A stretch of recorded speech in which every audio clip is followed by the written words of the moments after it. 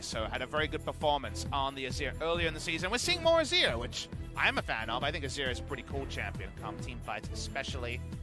Azir versus LeBlanc. LeBlanc corrupting potion in this matchup can actually take a lot of poke, you'll remember, because you come in predictably and the soldiers do their work and scale through, but the S word was good in game number 1, not so good in game number 2 for VSG. Not as much scaling this time, but still, the mid lane is up for grabs. Yeah, will be a bit safer, of course, than the Vladimir Intolution that just got shut down hard. We'll see what they can do as it's now time to hop into game number 3 of the losers match right now.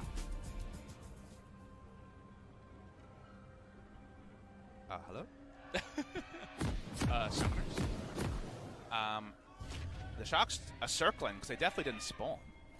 They weren't even on the screen. I know. How did they get there? Remake. Where did they come from? Remake. This is not fair, Riot Games. Well, the losers match draws on. I always say that when I read it, just because it's just What a bunch of losers. No, these guys are great. I mean, they literally are a bunch of losers from 3 days ago. Sure. They lost, the games. They're literal losers. They're great guys. But they seem like great guys, and they play video games way better than most.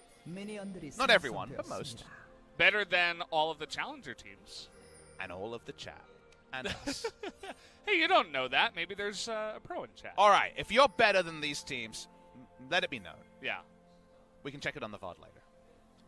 VSG, we're excited to see Veritas' Lucian. Again, me specifically as an Australian, got to see this up and close with it all over the years, because once an Australian, even from there, you watch them go on to other regions. Korean player, but someone who spent a lot of time in Oceania, so definitely watch Veritas with keen interest.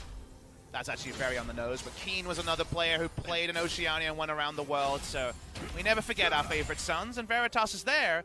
His crucial storyline, though, the one that most people know about, or right now will hear, 3 promotion tournaments towards the LCK, no qualifications, twice for CJ Entus in 2017, and most recently for Damwon Gaming. He was their AD carry before Nuclear took over, so this has been a tournament that's been a struggle for him. Now today, of course, will not be promoted with a victory, but if they even want a chance, VSG have to win to face Jin Air on Sunday.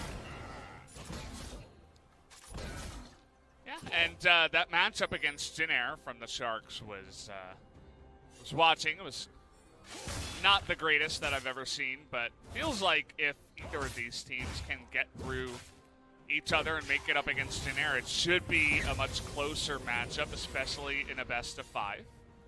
Pretty interesting to see Ingenious Hunter on second time, actually. The Took that in Rek'Sai. game 2 as well. So the thing that people might not know is that Ingenious Hunter cooldown reduction works on the sweeping lens. It's something that's actually written in the client, but you don't always hover over that text. So while it's not a Predator jungler who usually takes Ingenious Hunter, there is going to be value there for the Rek'Sai and whatever active items she ends up with.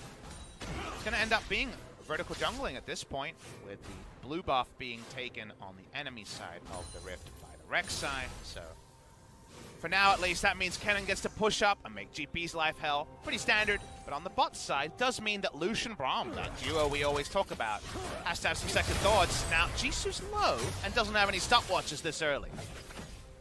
After this minion goes down, actually, he has to flash away. But again, flash for flash, not the worst thing in the world this early on in the game. Flash for flash.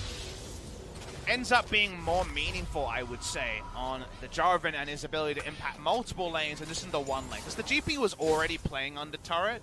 Now he's just playing under turret further.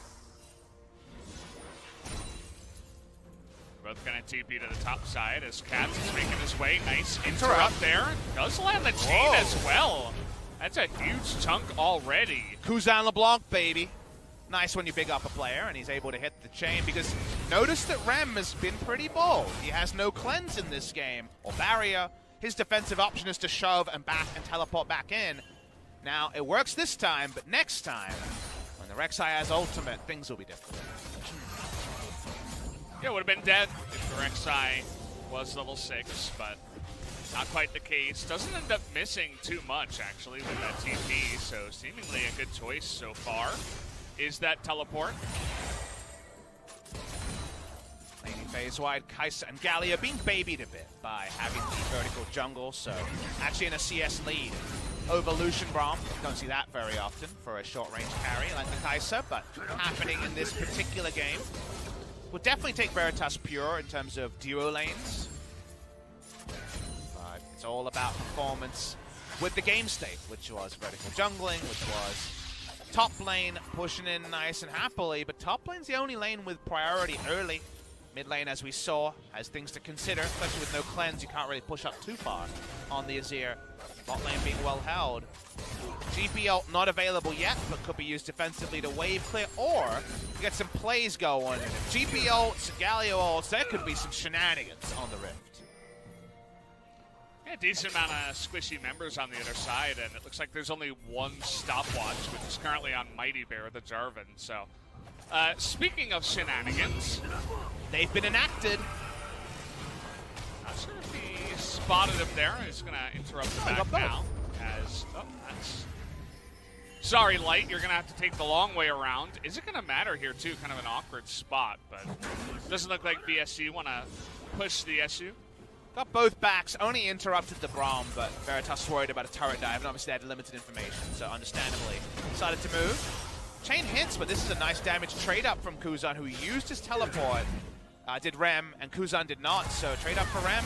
Kuzan might need to go another back before he starts to get more frisky in the mid lane. Catches back, actually, down on the bottom side.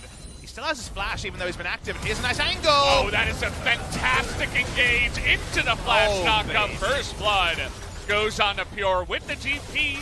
Alley-oop from the top side. A little bit of an assist there and some gold to him, as first blood does go the way of the Sharks. And that's the ES Sharks I saw in challenges, the ones that can make the multi-pronged plays that honestly we saw a lot of teams who pick GP around the world, but especially in the LCK, not pull off. Well done there. It's Kuzan, aggressive.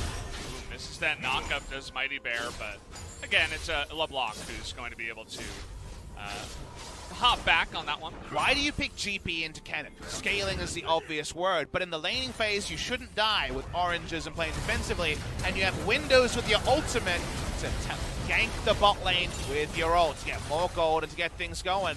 So I'm a big fan of playing bot side when you have a GP. It happens in this game, and it helps for the first or second item buy. It was actually first item by Doran's Blade, which you don't see very often on the GP. I guess it was a gold value thing, but the Sheen is now done pre-8 minutes. It's going to make it a lot easier for him down on that side, and you can see already Cat setting up some vision for this Drake to get a little bit more lucky this time around, with the Mountain being the first spawn and 3 control wards down in the bottom river. No flash yet on Jisoo, so they could try this kill up top side. Remember, there's no AP in Sora's build yet, so he's going to want to auto attack. The lane was pushing, but you can see he's trying to thin out the wave first so they don't get wrecked. And now here comes the flash on in with the Cataclysm, and Jisoo trying to do his best. Do they have the damage? Yes, they do. Mighty Bear will be able to pick up that kill. Takes a lot of time, and they will lose Mountain Drake for this unless they start rotating really soon. Seems unlikely they have control ward control of this bottom side river. So it took a long time, a lot was invested. They do get the kill, but it goes on to the Jarvan. Wait and see where Jarvan is going in terms of item build, but not always ideal, especially if it just accelerates some tanky items. Mighty Bear really digging around this mid lane. It's just going to help push. It's going to be the case, but Catch using this moment to steal once again another buff away from the side of VSG. This should have been communicated, and Mighty Bear should really be taking the blue already before I've made this one. If I've noticed it, the team should have noticed it earlier than that. Unfortunately, this just probably means they lose out on a blue buff on the second round here. GP was able to walk over and ward it. Cougar and Light are pushing in. A fast reaction would have been just to either blue buff transfer or to steal the blue yourself, and maybe neither here, as a full reset for the Rek'Sai is allowed by Mighty Bear. Cat's just having a grand old time for sure, helping out his bottom lane, who already has 2 plates. Obviously, the Kennen up in the top side was able to get 1, but the 2 for the Kai'Sa going to feel pretty good. As you mentioned, just going to be able to farm up his entire jungle, hand over the blue buff. And the pause you have here as a VSG fan is you don't pick GP to win lane. You pick it to win game and to ult sometimes. That part's happening. You pick Lucian Braum to win lane, and they are not. And that is, of course, not an ideal trade here. So even though the Kennen is doing fine, the Kennen has gone ultra into laning builds. Double Dorans and Ninja Tabi before any ability powers completed. So it's not like he can transfer his lead very well. He just kind of gets small incremental leads over the GP, nothing more. You can tell that Mighty Bear is getting a little bit frustrated as well. Misses another flag and dragons. Well, he comes in, he subs in, and so far hasn't really been impressing. It's definitely going to get on the nerves if you're that player, so hopefully for his sake he can turn that one around and be more of a impactful player in this game. And I'm a big believer that if my Kennen goes this item build, that's to keep winning lane alone, and Mighty Bear does stuff elsewhere. If you also gank for this Kennen, it's so much invested into someone who's actually going to take a relatively long time for a Kennen to be teamfight ready. I think that's the same read that might not actually be reflected here. Catch is just there for a counter gank, even though Jesus Summoner is back up. They don't want to give up Rift out. It's not ideal to give up that objective.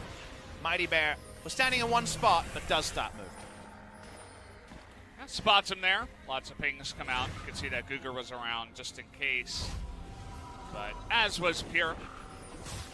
It doesn't look like the Rift Herald's going to be taken just yet. Kai'Sa getting a big CS lead because she didn't roam and everyone else left lane. Yeah. It was on-screen a visible 15 She's going to get CS another lead. plate too. A solo one this time. Massive gold right now in the pockets of this Kai'Sa. Is there anything more blood-curdling as Kai'Sa hitting 2 items before Lucian does? Because that could happen in this game, Valdez. I'd say it's extremely likely at this point. Mighty Bear trying to play around leash range, but it's so predictable. Where else is he going to be than taking Rift Heralds? A Catch says, I mean, our GP's farming, and we don't want you to have Rift Heralds, so his best use of his time is doing that. Light finally takes a chunk, but how meaningful is it really? Yeah. Kind of wins the trade in the end, but obviously life steal on both of these players as they both went for Blade of the Rune King here. Observer was pointing out the Cutlass early for the Kai'Sa, who did go for this build. Oh, it's Blade of the Rune King. Okay, it's good that it's been cemented that way. Build that was started by Viper that took some adoption around the world. Double F called it trash and people stopped doing it. Even good old Viper was not going into it. I think this is more of, wow, Kai'Sa versus Lucian isn't that great. I need the Vamp Scepter into the Bilgewater early just to survive the lane. But turned morphed quite quickly into winning the lane. It's still fine. It might be able to get her some movement speed to avoid, say, a Streamer Shuffle or a Kennen ultimate, but it's not like the enemy team's super tanky, so it's not being cried out for team comp-wise either. Fourth plate goes the way of the Kai'Sa, who's going to be hitting her timings real quick. In this game, Light is having a blast, especially after the last one where he was having a lot of fun on the Ezreal, and even in some of the times where we got to hear his voice, he looked like he was having a lot of fun as well. So definitely feeling it here so far in this series after game 1. Series ESS should have a lot of agency soon. And have ability to play the side lanes with the LeBlanc. And must be noted, Teleport Azir follows better than most of these mid lane kind of more control mages that try to answer a LeBlanc. But the instant teamfight impact usually felt by a LeBlanc more so than Azir, who wants to set up a bit more reliably. The GP, if he's just able to lane against Kennen and ult, he's got a global advantage there as well. So right now, ES Sharks trying to find ways to monopolize Drake and even threaten a bot lane turret dive. The last part might be tricky, but now at least the control of the neutrals has been all ES Sharks. See a lot of control around that second mountain. VSG really taking this seriously. You don't want this team with the Kai'Sa on it to get double mountain and even just have that ability to push onto turrets as well as the objectives. See the gold here, yeah. 2 extra plates down in the bottom side, but again, a lot of those did get split. I think only one of them was full for the Kai'Sa as VSG going to move on over as Catch is doing the Rift Herald after 14 minutes, and VSG will net themselves a Mountain Drake. All right, now ES Sharks have at least leashed the Rift Herald, but you can see VSG trying to come in formation to stop this, and ESS give it up. So now actually the neutral chicken is starting to swing towards VSG. But we see more though. Kuzan gets a burst, but no more, and actually the Rift Herald didn't fully release. This is big for VSG. Wow. In the meantime, Light is going to take down this turret, so there's that, but definitely a couple of massive objectives going the way of VSG.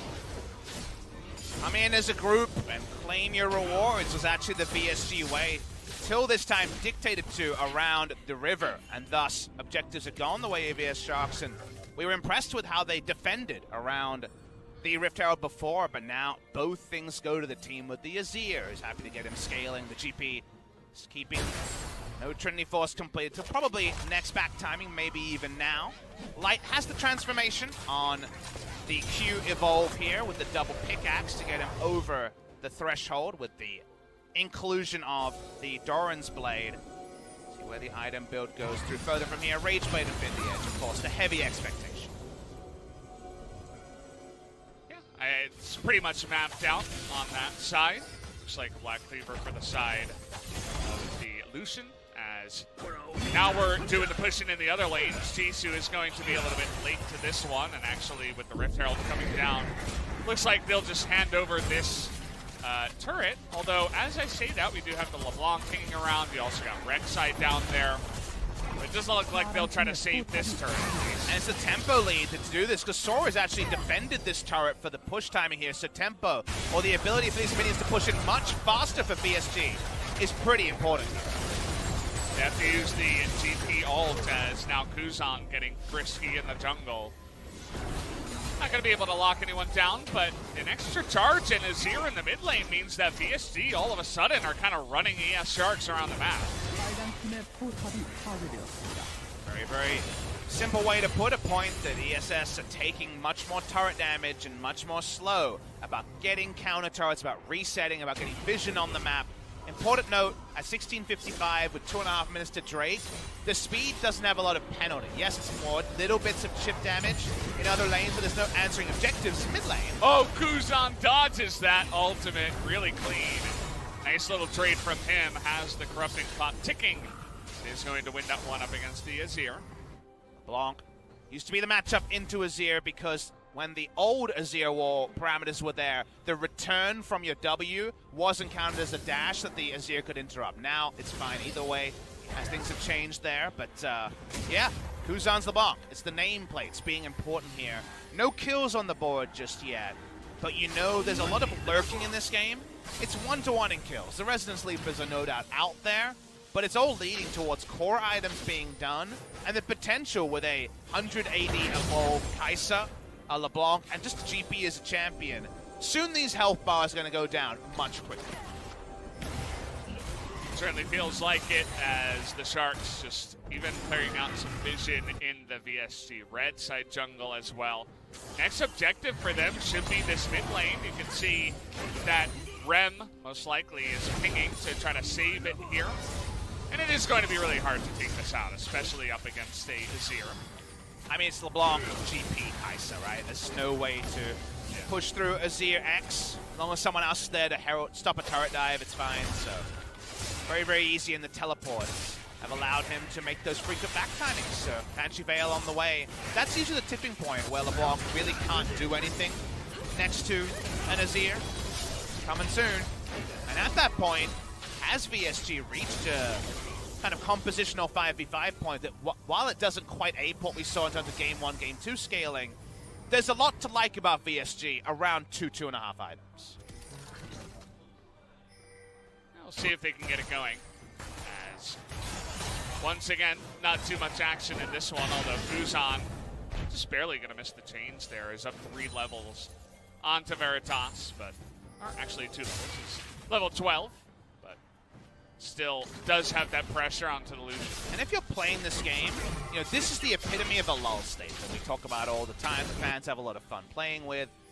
But if you're playing the game, it also has the effects of the lull state, which is you're just kind of hitting minions. You're not really getting close to killing any champions. It's not necessarily brainless, but it's very straightforward what teams want to do. People make mistakes when they don't have to think much. It's Mighty making Bear, mistakes. he doesn't have a flag. He used it on the Scuttle Crab, so they take him out. No escape for the Jarvan. Should be another Drake that goes to the side of the shark. And that's the penalty of the lull state that I was building towards. It's top lane. Kuzan in a bit of trouble, but is going to try to distortion over. He's going to dodge that Proto Belt as he's really trying to play around here, but not going to be the case. Nice pick up there for Soar.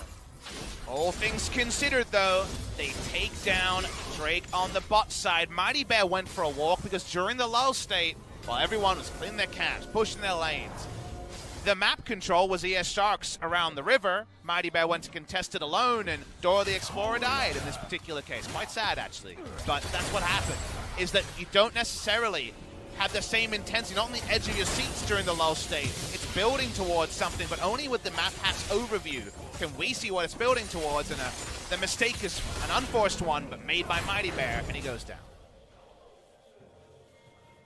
Watching the replay here, Soar, when he connects the first stun, the all-in is understood, and not normally would you have kill pressure on Kuzan, but chases in. Kuzan trying to role-play the clone, not going to work. Not much else you can do. Not going to pull off the pawn escape that time around. How do you kill this target is the struggle for ES Sharks. Doesn't look like you do as long as people are there, even without a Zero. You got 3 people able to spare the buses, clear out that wave. I'm trying to think about future states, because it feels like at some point we're going to clap, team fight's going to happen, and that team wins. Because right now it seems like everyone's getting their items eventually. GP's caught up. Kaiser's got 2 items. And I'm feeling like at almost every breakpoint I can think of, I like VSG's comp more. It feels more reliable because Kennen's AoE will threaten more than anything that ESS are able to do. Now, if they get map control and a face check happens, it doesn't matter, but I'm thinking of pure 5v5 item for item. I'm liking most of the scenarios for VSG, so I'm trying to come up with one where ESS wins a good to honest 5v5 brawl. And I'm not seeing one about this. Maybe you could think about it, but the items feel like they're going to be following pretty predictably, and right now most of them seem to suit VSG. And speaking of which, you talked about that Kennen play is looking to come around the bottom side. No flash though, so he won't be able to find as much access to ESS, who is smartly hugging the top side of the map and not the bottom. Looks like that was maybe communicated by the side of Jisoo, who's now taking a one-on-one, gets the slowdown, and so the slicing Maelstrom, not slicing much. Seemed just a kind of a rage ult, so that was definitely a waste. Mid lane, they're throwing out the orbital nuke. This is one way to try to get the turret, as now in goes Kuzan, and a huge amount of damage goes the way of VSG. And so that's how you do it. You take out a bunch of their health bars, and you just push in S5. Kuzan's still looking for more, but the ward is there to push him back. But it's actually more technical than that, Valdez, because remember they didn't have river control. The Kennen roamed up and went, what about the flank? The Kennen gets spotted by the GP walking back to lane, also rage ults. So then you say, well, this is the time to try the orbital nuke into the Kuzan flank. There's no way Soar can be there. He doesn't have ult, he doesn't have flash. If you never are sighted as Kennen, you don't make that play as reliably or decisively. But the Kennen mistake was the introduction for ESS to take down a turret that seemed almost impossible to claim. Yeah, I mean, it's a great point because GP and Kennen, they have 2 massive team fight game-changing ultimates. And if one of them is on cooldown and the other team has theirs, you might as well try to force something, and forcing the mid turret to go down is definitely what they were looking for, as we mentioned before. It's one of those moments where the pro game is more the build-up of the things that we used recently rather than just throw your ults and hope. Sometimes it is, bless RNG, let's see what happens. Like we've seen the 50-50 Barons. And these things happen all the time, but in this particular case it was extra information being the kernel that actually really cemented it to being a smart idea and a nice decisive call by ESS. So they make it happen. Next Drake is going to be the Ocean Drake, as Light does a ton of damage. He's going 1v2 right now, has the Galio behind. As Veritas taking damage from the Raptors, the Popcorn Chickens got angry. As now Mighty Bear here is just going to have to disengage and get out of this one. Still now, on the Baron, by the way. He is so confident today. He's going in 1v2. He says, okay, team, now we're doing Baron. But Veritas has the red buff, so actually has a nice amount of HP regen here. And do note, he wants to disengage. These two is going to be able to get out of this one with this blast, but Mighty Bear kind of all alone here awkwardly is going to take a huge amount, but the Slicing Maelstrom, they were baited into it. The one kill comes in, and the health bars aren't there. Zor with a really nice Zhonya's to stay alive in this one. Is even going to be able to get away, but then the flash comes in. And he's not going to be there as Veritas, the only damage dealer left, taunt comes through. And it doesn't look like the Sharks are confident to go for any more. It just felt like ESS decided this is the time we fight, now or never. All of it was Light diving in alone, using all his summoners, getting all the enemy summoners, and then tanking the Baron to start it to actually provoke this fight. So Light apparently heard something. I guess Veritas did some ASMR whispering, and he didn't like what he heard, because he went all in, even though they had no vision of the enemy jungle. That was double defensive teleports to help out Veritas. Yeah. VSG were just as surprised. And then Light says, I'm taking the Baron, by the way. We're fighting here. So Light's got somewhere to be on Friday night. Maybe a hot date coming up later. They start up the Baron, and then if you watch this, Mighty Bear is actually super disconnected from his team. There's no flash on Kennen for a couple of seconds, so it's just a dive in and a space buying time, and Soar plays this really well. He has the poker face at the start, then actually all-ins and gets huge value on the back end. It ends up being pretty even, and ESS, they're only about Barons today, Valdez. We're doing it again, but this time, look at Light, he's still doing it. It's like he just desperately wants to get out of this game and take the Baron down. It is going to be stopped, though, as they're not going and looking for any 50-50s this time around. They will only go for peel-offs, turns, it looks like right now. Now I wish I was in the comms and fully understood the Korean from ES Sharks, because it actually feels like Light was playing a normal game, and then like he had the light bulb moment where you remember where the coach said, wait, late game is 0-3 items, that could be really bad. And he just zoomed all in and put trust in the hero's entrance, because the ability for this game to have no action into, not mindless action, but it wasn't really introduced. It was just kind of a sentence fragment of like, by the way, and we started going. So bizarre how the action started, but welcome, given that the first 25 minutes were a bit of a snooze fest. I like it. Maybe it's the challenger style, as they just want the action to happen. We got another Ocean Drake into a third one spawning next, which, again, I suppose is okay if you're looking to peel off of the Baron and have some regen to get you ready for the next fight, but another Mountain would have been pretty nice. Mountains are shared. Neither team, I guess Cinderhulk Jarvan is a tank, but otherwise the tankiness quotient is pretty limited. But Baron damage, pretty high on both teams, you would say. The thing I was going to say about ES Sharks as their first Baron bait started is their Baron turn actually kind of sucks. Like, they can do Baron decently, but they have to do it quickly because they don't have a lot of tankiness. But their turn is, I guess, LeBlanc opening up a hero's entrance, a Rek'Sai single target knockup, but their turn really isn't strong, so decent Baron damage with their Baron turn. What that means for VSG, who have very good kite back and very good engage, is you can be a little bit more, okay, you got the Baron at 6,000, we don't believe you yet, because ESS ideally wants you to come and stand in barrels and stand in Kai'Sa damage. They don't really have other engage tools, so because of that, VSG should just kind of take that extra deep breath before they face check, or before they give too much credit to an ES Sharks Baron stuff. Yeah, and they've been good about that so far. First time was just Veritas, almost dunked on by Light. But second time around, they were pretty calm, cool, collected about when they were going to go in. And they called the bluff, and the ES Sharks were like, damn, well, I guess we have to stop this. So, re-entered a little moment of less action, as you always think about this GP in the side lane, who's very scarily just getting tons and tons of gold here. And look, GP is towards the scarier side of champions you throw 6 items on. Like, he definitely has that reputation. I feel like, in effect, it never matches the hype. Now, Zoom popped off on GP over in the LPL, but big barrels. I feel like a GP that didn't like get random 7 kills in laning phase and get his 6 items early, I feel like the GP that says, wait for it, I'll get there, never really meets the hype. What's your take on the solo queue GP that does get the 6 items but gets it at 45 minutes? I feel like the payoff is not Vladimir instant win levels of pain.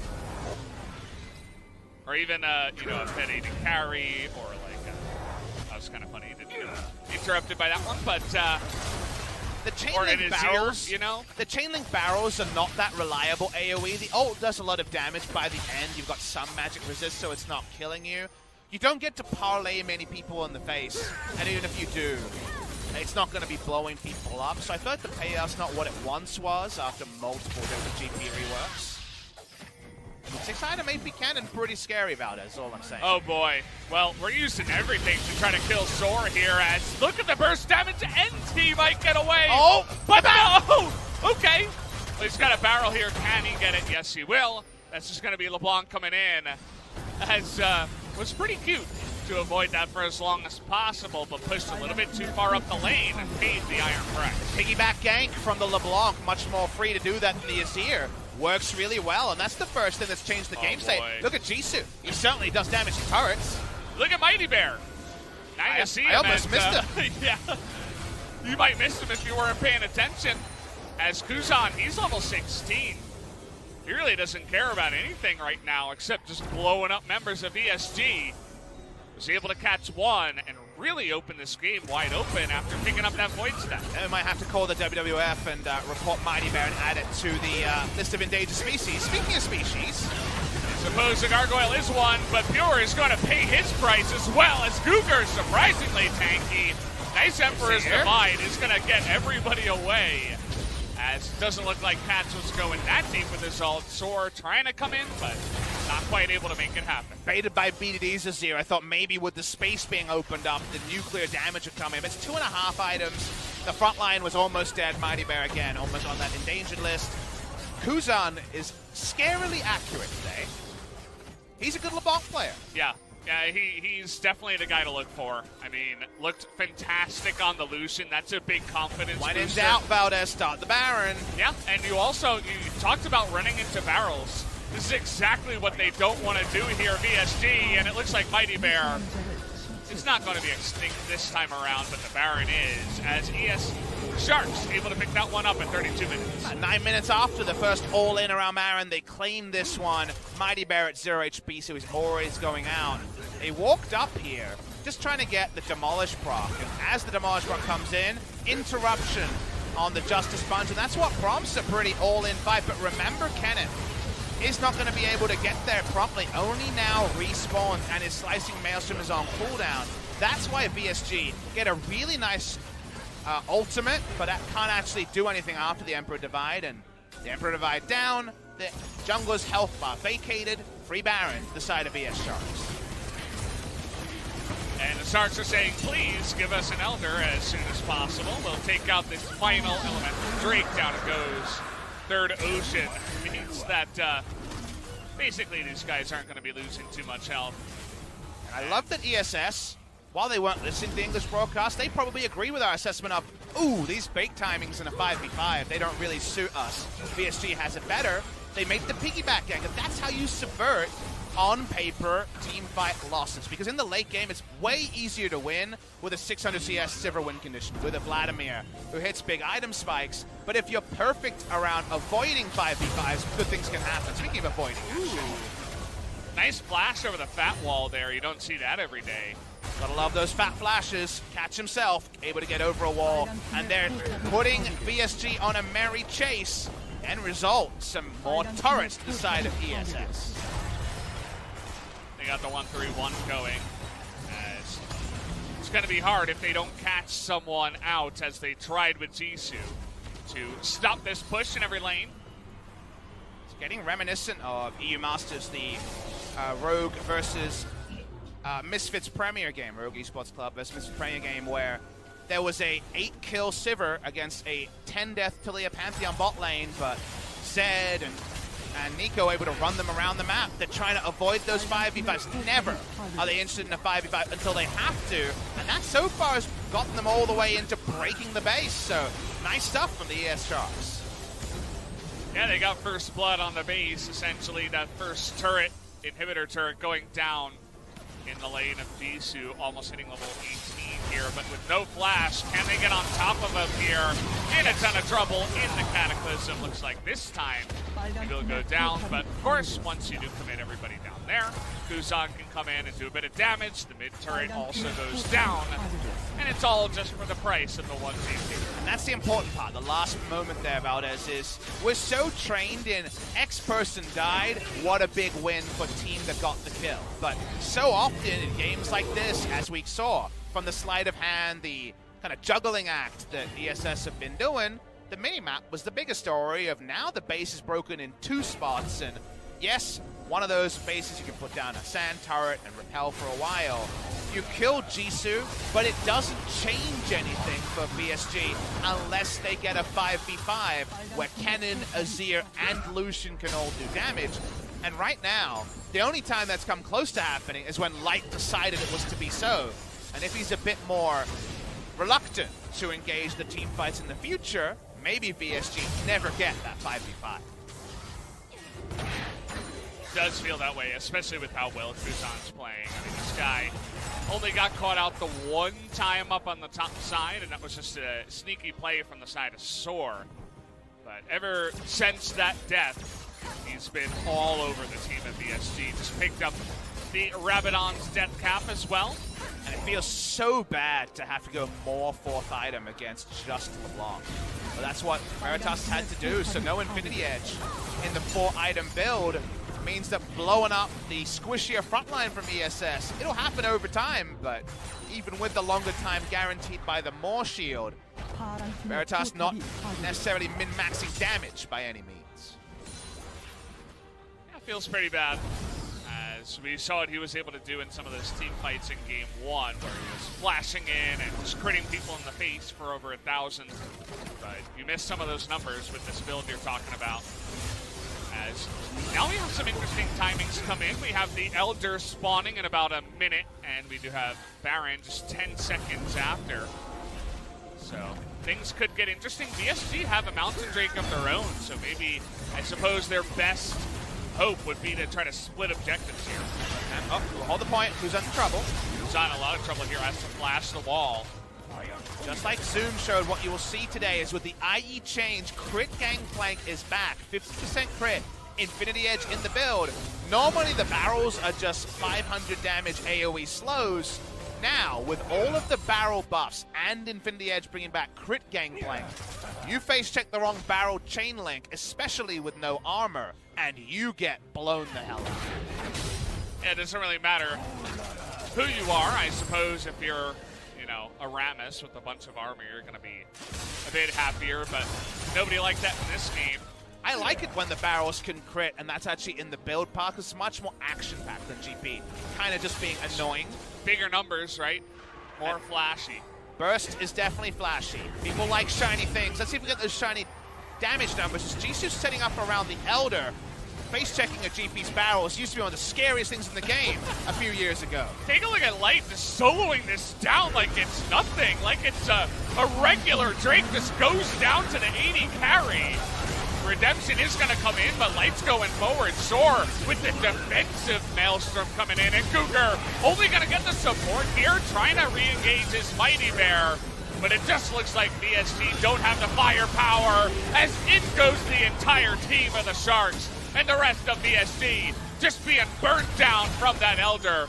Trying to put some damage back and a TP back, but that's just hilarious in the face of the Sharks, as it looks like they'll take out Soar, and they should take out the game. The chase is very fruitful for the ES Sharks as they've adjusted their drafts and played the early game. Even in games like this, where VSG try to make a small change, a couple of members come in, the amount of scaling goes down. It's not enough, and the ES Sharks, welcome back to the Rift, 2-1 up, and that means only a single more game victory required to book a date against Jin Air Green Wings on Sunday for the final spot into LCK Summer 2019.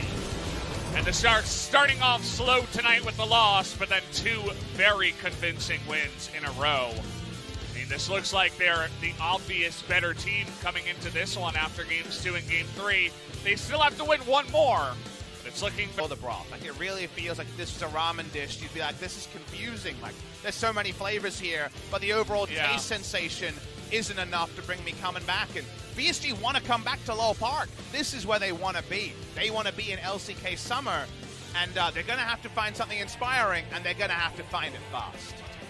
I don't know what that mixture is, what kind of concoction they can come up with of the players, but I think Ryan coming back is probably what I'd like. Rem didn't look all that bad. I think Kuzan kind of just popped off a little bit too much on his LeBlanc. Maybe you just keep Rem in, maybe throw Ryan back in as well, and then try to shut down Kuzan's big picks. How about blue side, Moon Minute? Because remember, they have side selection. They've chosen red every game.